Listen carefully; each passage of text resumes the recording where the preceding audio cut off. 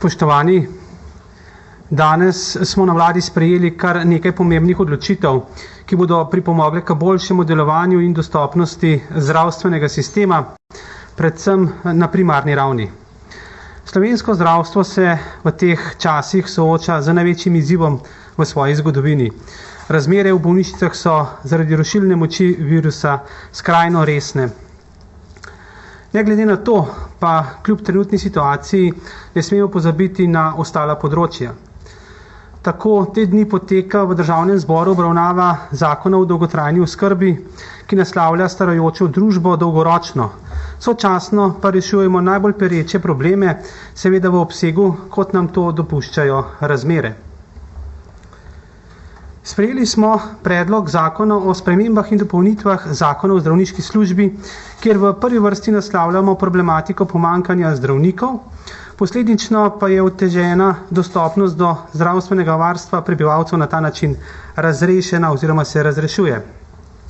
Zakon ureja v prvi vrsti prenos izvajanja strokovnih izpitov na zdravniško zbornico.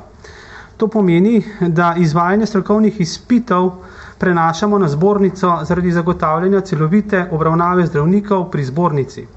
Zbornica je aktivno vključena v zagotavljanje ustreznega podiplomskega usposabljanja in izobraževanja za zdravnike in zobozdravnike v okviru podeljevanja in podaljševanja licenc. Prav tako pa zbornica aktivno spremlja usposobljenost in znanja, vključena pa je tudi nenazadnje v organizacijo številnih izobraževanj. Zbornica torej spremlja in nadzoruje strokovni razvoj zdravnikov in zobozdravnikov od začetka njihovih karier pa vse do konca. In zaradi tega se nanjo prenaša tudi pristojnost izvajanja strokovnih izpitov. Drugič, z zakonom spreminjamo oziroma dopolnjujemo dokazilo o znanju slovenskega jezika. Zaradi poenostavitve postopkov zaposlitve zdravnikov iz tujine se z novelo zakona predlaga, da se znanje slovenskega jezika dokazuje tudi s potrdilom zbornice, kjer bo zdravnik opravljal izpit pred veččlansko komisijo zdravnikov in profesorja slovenskega jezika. Izpit slovenskega jezika, ki bo potekal pri zbornici na nivoju znanja C1, bo primarno upošteval vsebine strokovne terminologije zdravnika. To je namreč ključno za dobro razumevanje in sodelovanje zdravnika s preostalimi zdravstvenimi delavci v timu, s pacienti in seveda njihovimi bližnjimi. Zakon pa prinaša tudi osnovno licenco zdravnika. Tako zakon pri zdravniku po opravljenem strokovnem izpitu prinaša po uradni dolžnosti novo licenco, osnovno licenco, in sicer z namenom takojšnje vključitve zdravnikov v samostojno opravljanje zdravniške službe. Zakon pa prinaša tudi podeljevanje in načrtovano spremljanje posebnih strokovnih znanj zdravnikov. Na podlagi tega inštituta bo lahko zdravnik samostojno opravljal zdravniško službo na svojem strokovnem področju, za katerega je pridobil licenco. Z dodatnimi usposabljanji in izobraževanji pa bo imel možnost pridobiti tudi certifikat o osvojenih posebnih znanjih na določenem drugem strokovnem področju, s tem pa pravico tudi na tem samostojno opravljati zdravniško službo. Glede na predlagano ureditev bo zdravnik posebna znanja lahko pridobil na usposabljanjih oziroma izobraževanjih, ki bodo ustrezala vsebini, ki jo bo določilo Slovensko zdravniško društvo v soglasju z zdravniško zbornico in resornim ministrom. Pri določanju vsebin posebnih znanj bo Slovensko zdravniško društvo določilo tudi vstopne pogoje, torej kompetence in znanja, ki jih mora zdravnik imeti, da se sploh lahko udeleži usposabljanja in pridobi ta posebna znanja.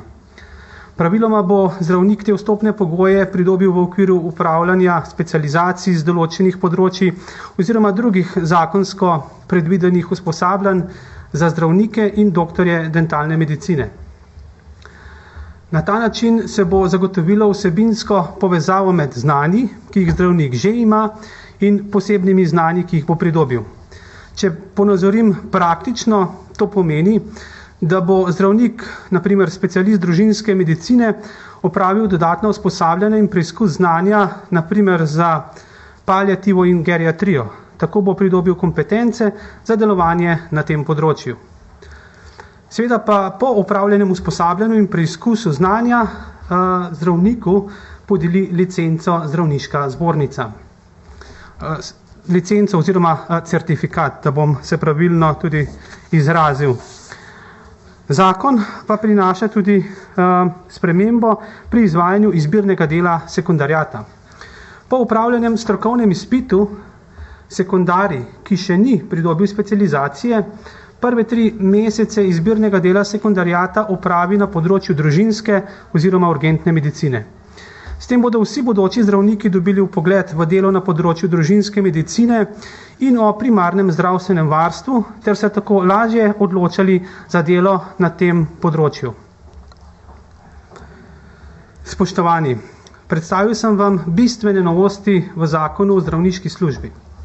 V zaključku pa se bom navezal tudi na aktualne zdravstvene razmere v Sloveniji. Epidemiološko stanje v državi ostaja skrajno resno. Oddelki, tudi intenzivne enote, se v bolnišnicah še vedno polnijo. Število novih okužb s koronavirusom je vsak dan še vedno izredno visoko, vsakodnevno pa za COVID-19 umre preveč ljudi. Vse to žal kljub neizmernim naporom vseh zdravstvenih delavcev, ki se jim ob tej priložnosti iskreno zahvaljujem za požrtvovalnost.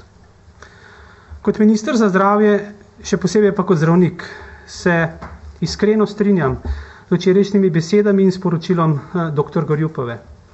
Tudi mene žalosti, da nekateri ljudje ne zaupajo stroki, da ne zaupajo zdravnikom, predvsem pa, da ne zaupajo v tisto, kar priporočamo in verjamemo, da je dobro za vse nas in da nas bo vrnilo v normalno življenje. Tudi sam si želim, da bi vsi skupaj verjeli, predvsem pa zaupali zdravnikom in stroki ter se odločili za cepljenje. Edino to je naš izhod iz epidemije. Hvala.